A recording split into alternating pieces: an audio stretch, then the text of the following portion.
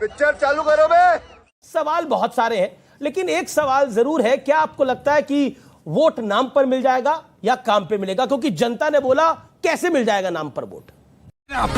मेरे को जानता नहीं है। देखिए, मुझे लगता है कि अभी तक तो मोदी जी ने तमाम वोट जो अपने नाम पर ही मांगे।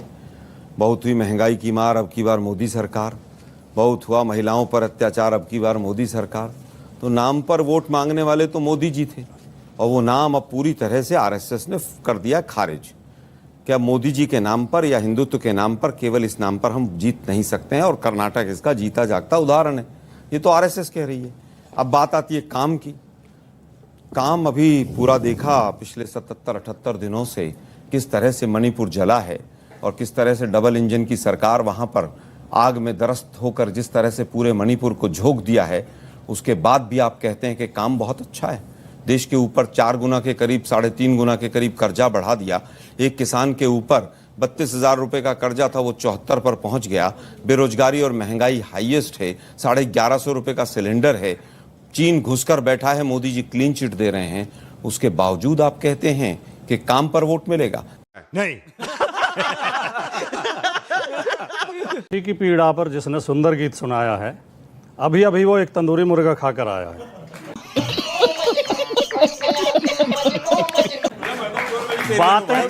बातें तो इनकी बहुत अच्छी होती हैं।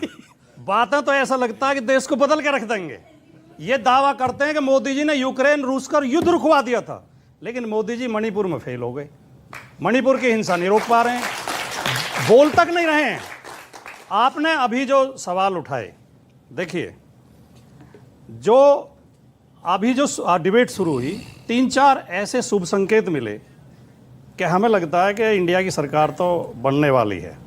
जो बार बार हमें समझाते थे, ये नाम बदलते थे, इनकी केंद्र सरकार नाम बदलती थी, इनकी उत्तर प्रदेश सरकार नाम बदलती थी, मुगल सराय का नाम दीनदयाल नगर कर देते थे, लखनऊ का नाम बदलना चाहते हैं, इलाहाबाद का नाम प्रयागराज कर दिया। हम कहते थे नाम बदलने से क्या होता है, ना शहर तो वही रहेगा, सुविधा तो बढ़ेंगे नहीं। आज वो हमें उपदेश दे रहे हैं कि नाम बदलने से क्या होता है, इंडिया नाम रखने से क्या होता है। ये परिवर्तन देखिए आप। तीसरी बात इन्होंने कहा, नाम पर नहीं काम पर वोट मिलेगी। जो 38 पार्टियां एनडीए में हैं, पहली बात तो जो अहंकारपूर्ण घोषणा लोकसभा के अंदर की गई थी, एक अकेला सब पर भारी, वो खोखली साबित हो गई। अकेला इतना डरा कि ऐसे ऐसे दल इकट्ठे कर लिए जिनके नेताओं के नाम सुधांशु जी भी नहीं जानते। अरे देवा, ये गड़बड़ है बाबा। मेरा दावा है उनके नाम ये भी नहीं बता सकते उन नेताओं के।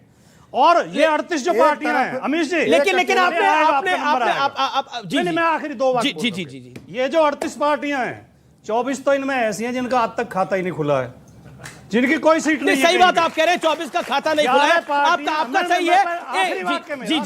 जी 11 पार्टियां नॉर्थ ईस्ट से हैं, जहां से कुल 25 लोकसभा सीट आती हैं। सर है तो बताना चाह रहा हूं कि संख्या बढ़ाने के लिए देश में 1200 पार्टियां रजिस्टर्ड हैं जी। संख्या तो 1000 तक भी ले जाएंगे, लेकिन उनकी हैसियत क्या है? यही नहीं, अभी और सुनिए। शर्मा, एक स्पेसिफिक सवाल, जैसे बीजेपी के साथ, मतलब एनडीए के साथ 24 दल ऐसे हैं जिनका कोई सांसद नहीं है। दिल्ली में आप आम आदमी पार्टी ने आपकी सरकार को हराया। पंजाब में आपकी सरकार को, यानी कांग्रेस की सरकार को हराया, और सिर्फ हराया नहीं, दिल्ली में तो 2 टर्म में इस तरह की सिचुएशन हुई। और आपकी लोकल लीडरशिप, चाहे वो अजय माकन हो, चाहे वो संदीप दीक्षित हो, चाहे वो पंजाब में प्रताप सिंह बाजवा हो, वो सब लोग आज कहते हैं कि ये सही नहीं है। क्या आपको लगता नहीं है कि वही गलती जो मुलायम सिंह यादव को सीएम बनाने की कांग्रेस ने करी थी, जो लालू यादव को सीएम बनाने की कांग्रेस ने करी थी, जो अरविंद केजरीवाल को सीएम बनाने की गलती करी थी, और उसके बाद कांग्रेस का हाल बुरा हो गया उन राज्यों के अंदर, क्या वही गलती आप लोग कर रहे हैं? अरे कौन भौंक रहा है ये बदतमीज? देखिए, मुझे लगता है 1989 के बाद से देश के अंदर गठबंधन की ही सरकारें हैं, और बीजेपी ने शायद हिंदुस्तान की कोई पार्टी नहीं छोड़ी होगी जिसके साथ मिलकर सरकार नहीं बनी। जी, चाहे पीडीपी हो, चाहे नेशनल कॉन्फ्रेंस हो, चाहे कोई पार्टी रही हो, इन्होंने कोई पार्टी नहीं छोड़ी। चाहे मायावती जी हो, सब लोगों के साथ इन्होंने सरकारें बनाई। और आज तो हालत यह है कि बीजेपी दूरबीन लेकर ढूंढ रही है कि किस किस को साथ मिलाया जाए। हो सकता है हमसे गलती हुई हो सकता है हमने जल्दबाजी में कदम उठाया हो, तमाम तरह के सवाल हो सकते हैं। आम आदमी पार्टी के तमाम विषयों के साथ हो सकता है मेरा आज भी पर्सनल लेवल पे भी मतभेद हो, मेरे नेताओं का भी मतभेद हो, लेकिन आपके बीच में वो नहीं बोले ठीक है, आपके बीच में वो नहीं बोले। Give him 30 second. आप थोड़ी देर कविता याद करो पहले, उसके बाद बोलना। डस्टबिन लेके खोज रहे हैं। कविता याद कर लो पहले। गजब बेइज्जती है। आर यू कॉमेडी मी?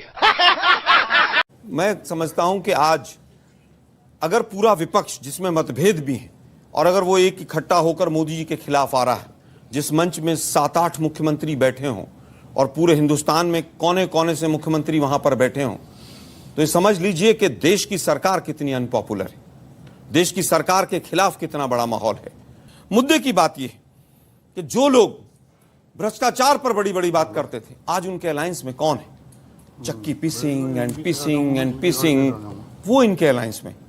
एक तरफ 24 घंटे पहले देश के प्रधानमंत्री कहते हैं कि मैं भ्रष्टाचार से सबको, मैं एक अकेला सब पर भारी, और फिर तमाम वो छगन भुजबल से लेकर तमाम लोग जिनके खिलाफ ईडी के तमाम केस थे वो सब भाजपा में आ गए। ठीक है, तो हम केवल ये कहना चाहेंगे कि जो बीजेपी की वॉशिंग मशीन है, वो वॉशिंग मशीन भी अब फेल हो जाएगी। Very dangerous.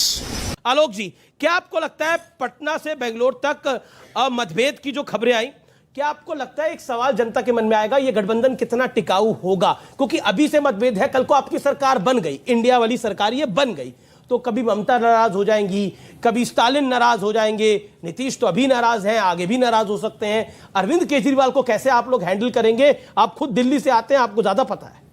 तेरा तो गेम बजाना पड़ेगा। देखिए, मुझे लगता है न्यूज 18 को पता नहीं चला, मीटिंग के बाद लाठियां चली थी वहां आपस में।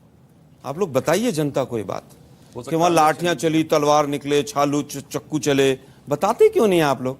अभी कौन बनेगा करोड़पति के सवाल थे, नड्डा जी के खिलाफ कौन लड़ा था? जरा 1 करोड़ का सवाल है, बताएंगे जरा कौन लड़ा था? नड्डा जी के खिलाफ किसने चुनाव लड़ा था जब वो अध्यक्ष बने थे? हमें तो पता, प्राइमरी मेंबर भी नहीं थे उस दिन उनका एक्सटेंशन हुआ। क्या बच्चों जैसी बात करते? बताइए ना कौन लड़ा था? नड्डा जी राष्ट्रीय महामंत्री थे, कह रहे प्राइमरी मेंबर नहीं थे, मतलब बचकाने बन के हद होती है यार कोई भी बात बोलने की। उनके खिलाफ कौन लड़ा? ठीक है, राजकुमार भाटी, आलोक उनके खिलाफ कौन लड़ा? दूसरा करोड़पति का सवाल सुनिए। हाँ बताइए। एनडीए की ये मीटिंग हुई, उससे पहले कब हुई थी? कौन सी तारीख को हुई थी? पिछले सत्र से पहले, हर सत्र से 2 दिन पहले होती है। कोई मीटिंग नहीं, हर सत्र से 2 दिन पहले होती है। आपको नहीं पता? मैं न्यूज 18 को चैलेंज करता हूं उस मीटिंग वैसे मैं बताऊं। अब तीसरा सवाल, वैसे एक लाइन बताया, सुनिए ना, छोड़िए ना, सुनिए एक लाइन बताया। कौन बनेगा करोड़पति का तीसरा सवाल? करोड़पति का सुनिए ना जरा। विद ऑल ह्यूमिलिटी, अगर मीटिंग हुई थी तो उसकी खबर नहीं पहुंची अब तक। नहीं, उसका कारण है, आपको बता रहे हैं। कारण ये है कौन बनेगा? हर सत्र से 2 दिन पहले होती है, मगर इस बार चूंकि इन्होंने मीटिंग कर ली थी, इसलिए लोगों को लगा वो मीटिंग ज्यादा सरफेस आ गई। कौन बनेगा करोड़पति का तीसरा सवाल? अरे कोई पैसे भी दे रहा है कि तो सवाल ही पूछे जा रहे हैं? इधर से पूछते हैं, उधर से पूछते हैं। बीच में ना बोल, थारे माथे पर लिखा है बीच में ना बोल। जी जी ये तो सही।